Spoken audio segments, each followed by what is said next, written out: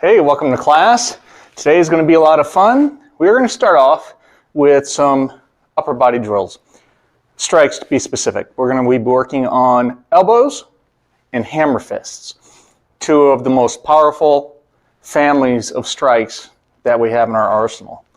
Then we're going to get back on the ground and we're going to work a drill that is in the same family as the TV watcher. The TV watcher addressed the scenario where if we were pushed to the ground, how do we get up safely while increasing the distance from our attacker and doing so as safe as possible. This is going to be if you have an opponent that's a little bit more dedicated and or skilled and you're knocked down on the ground and they're trying to walk around, either kick you, either jump into a full mount or maybe even a side mount. So we're going to work on a drill that will increase our probability of getting out of that situation, which will allow us to move into the TV watcher, hop off the ground, and get out of dodge. We're going to start with something called the obscure elbow. And the obscure elbow is practiced from a natural stance. And what it is a super simple move. You look to your side, doesn't matter which side, you see a threat, and you pick up your elbow just like if there was a string, a puppet string pulling your elbow up. And if you can just imagine somebody's behind me and popping them in the chin. And I'll show you on the UFC boss dummy how that would look like with a little bit of force. So over here, I bring it up. And this is what we are getting used to. Now we'll practice thrusting, where we hold it, and snapping, where we try to bring it back a little bit more quickly than we put it out there. Obviously, we're going to be working in our natural stances and horse stances, but in reality, you're going to actually have a little bit more power in a lot of cases. If you need to create a better angle, you can step. If you were looking, and you can snap your elbow up, you can step back and into the individual. You might just look and snap it up from right where you're at. You might stand forward or take a step forward, and lift that elbow up. You might even step back and throw an elbow up this way. Now, depending on which side of me you're on, this might look like a reverse bow to you or maybe a left forward bow. All right, so you can really zone in on what's going on with the obscure elbow. You can be talking using your hands. You can be like this. You might just be standing like this. And if someone behind you becomes a threat, here is your target, the chin, maybe the throat, okay? And what we said for the snapping or the thrusting is just bring it up. So that's what we want to practice doing, just snapping that up. Now, if I was a little bit forward, I could actually step back into a thrusting. For the camera, I'm going to switch sides. I'm going to cut myself off a little bit. So just focus on, now we have a rear elbow that we'll get into later. But again, if you're just speaking and you turn around, someone's behind you, boom, snap it up into their chin. If you're a little bit forward and you need to step back, you can do so. It's very effective in clearing a path for a lot of different opportunities or techniques. So it's a lot of fun with the obscure elbow strike. And since it comes from a point of origin situation, it's really hard to defend unless you telegraph it.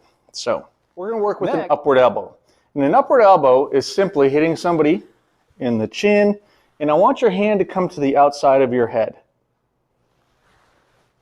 In most cases, I'm going to practice keeping my arm as close to my head as my body frame will allow. So do the same. Now, in real life, you might be like this. You might have it come out, depending on where the target is. So we're going to practice these thrusting and also snapping. Okay?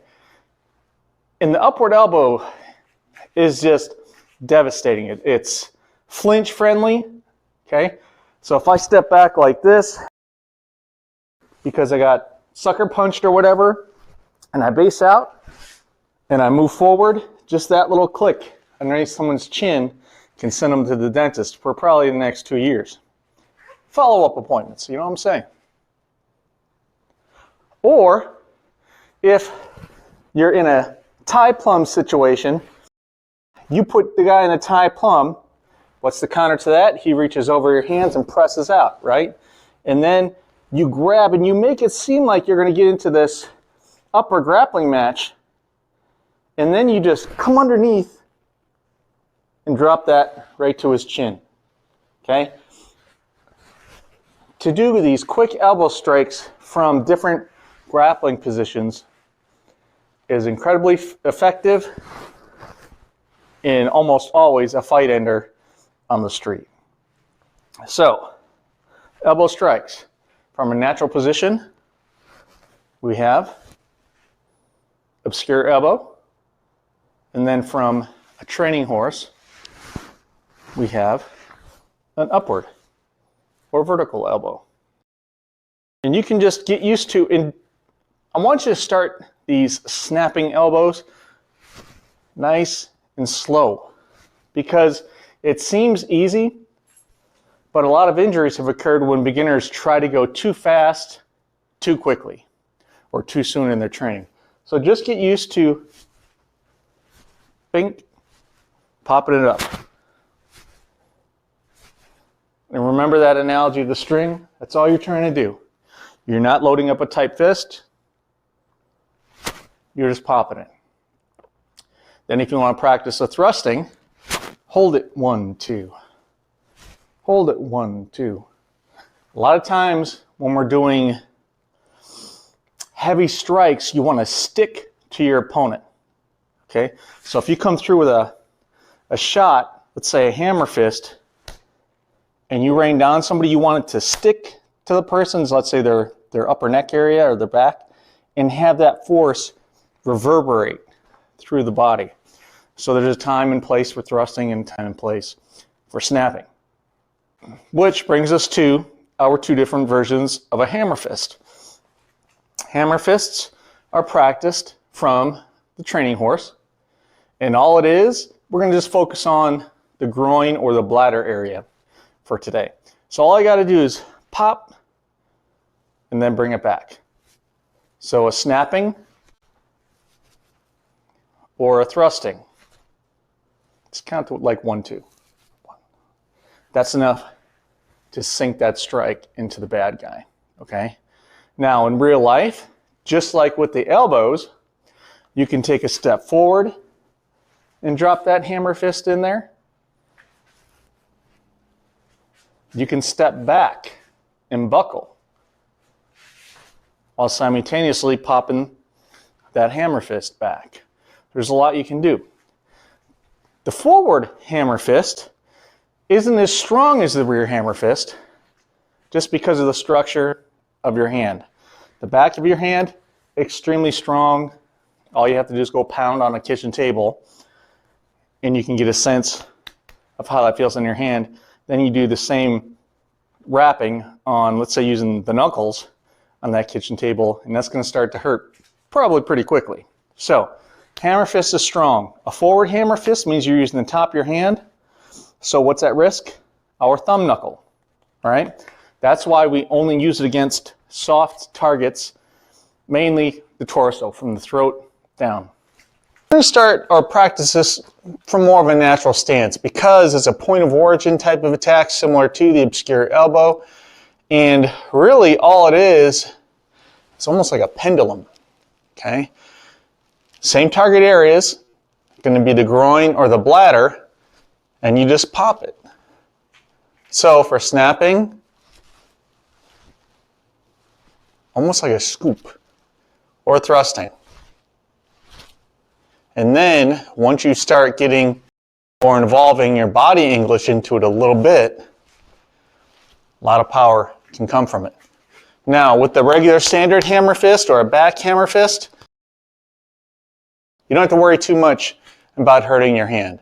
All you'd have to do to verify that is go hit a wall of some sort with your hammer fist and then compare it to lightly tapping on it with your knuckles, and you'll see how strong a hammer fist can be.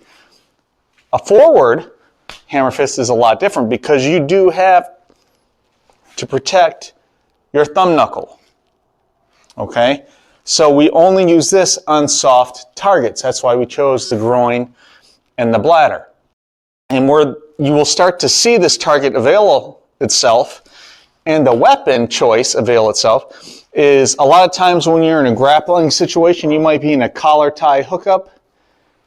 You bend down a little bit, change a level, and boop, there's your shot. Okay? If you get to the outside of somebody and you're able to actually crane hook their head down, you might have a face shot. So a lot of times when you're covered and moving in, you'll start to see some neat things open themselves up. But in order to see better when we are being smothered or crowded, you have to be calm. The calmer we are, the more we see. So that's why we have to train this as much as possible with a human being, okay? So, hammer fists.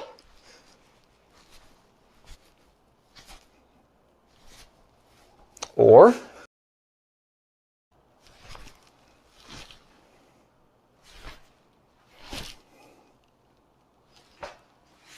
all right, next I want to do a technique called refusing the guard. And like I said in the beginning of the video, it is kind of a precursor to the TV watcher, okay? And all it means is, let's say you have pushed me to the ground, okay? And for some reason, I can't use my regular TV watcher simply because you're too fast for me. You are, if you can imagine a U, or maybe even a circle, going around me where I'm sitting right here. Every time I move, you're just switching sides because you're either going to try to jump on top of me, get me in the mount, or if you have some training, maybe you're going to try to get into a side mount. And with that kind of pressure, I just haven't the time to scoot back and hop up yet. So one of the things I can do is, first of all, keep facing you. So wherever you go, I can either roll back and forth, side to side, or I can scoot. So this is very similar to the TV watcher. But what's different is the fact that if a person was coming around this side and trying to jump on top of me, I have an option of either posting a leg, kicking them in the knee, or kicking them in the face, depending on how close they are to me. Kick them in the chest, kick them in the face.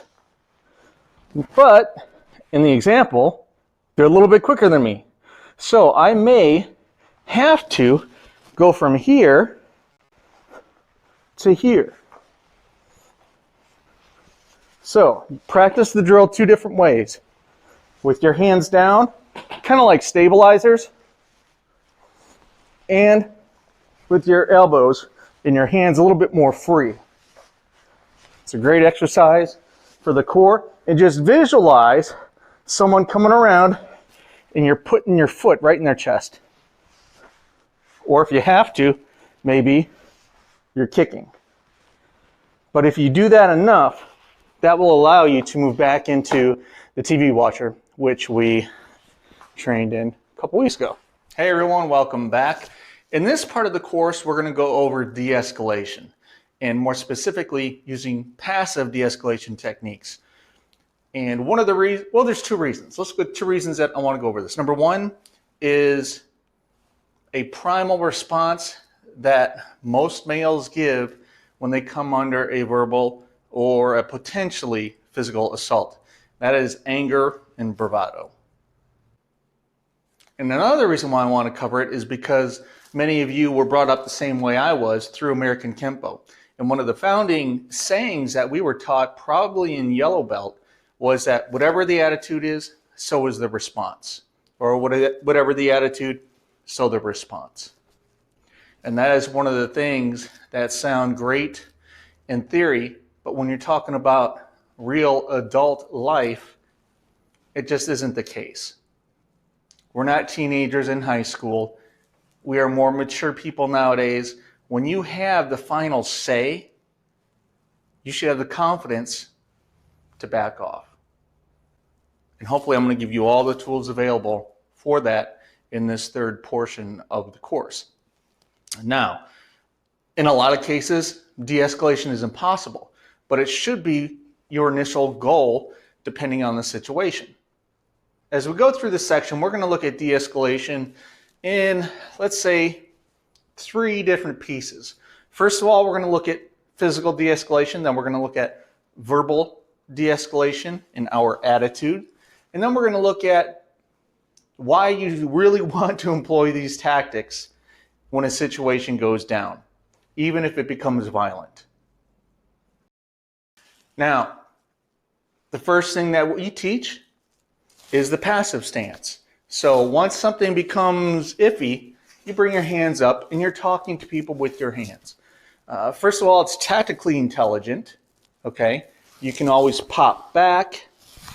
You could actually move forward from here if you needed to.